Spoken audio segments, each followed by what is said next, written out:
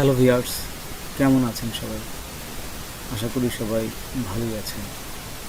আজকে আমি আপনাদের দেখাবো ফেসবুকের ভিডিও এবং ফেসবুকের প্রাইভেট ভিডিও দুইটাই কিভাবে ডাউনলোড করতে হয় সেই প্রসেসটাই দেখাবো।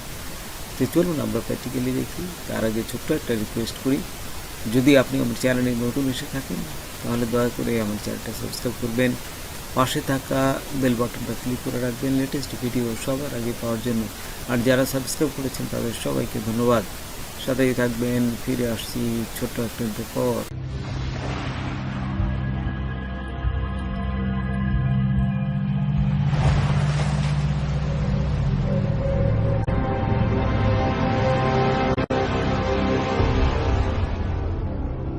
তো দেখুন, এখানে আমি একটা ভিডিও ওপেন করেছি। এই ভিডিওটা পাবলিক ভিডিও।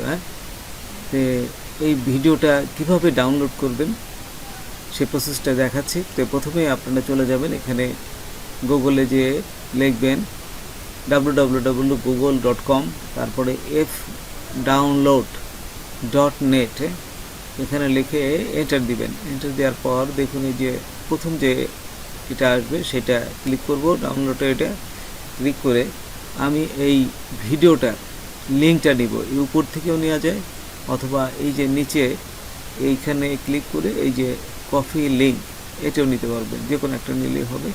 তারপর এখান থেকে এই যে পেস্ট করলাম, পেস্ট করে ডাউনলোডে ক্লিক করার সাথে সাথেই এখানে দেখবেন যে যদি নর্মাল ভিডিও হয় তাহলে ভিডিওটা ডাউনলোড হয়ে যাবে। আর যেহেতু এটা নর্মাল ভিডিও না, এটা হচ্ছে প্রাইভেট, ওই যে দেখুন নিচে লেখাই আছে প্রাইভেট ভিডিও, সেই ক্ষেত্রে কী করবেন, আবার যাবেন গুগলে www.google.com, দেখার পর লিখবেন যে ফেসবুক প্রাইভেট ভিডিও ডাউনলোড।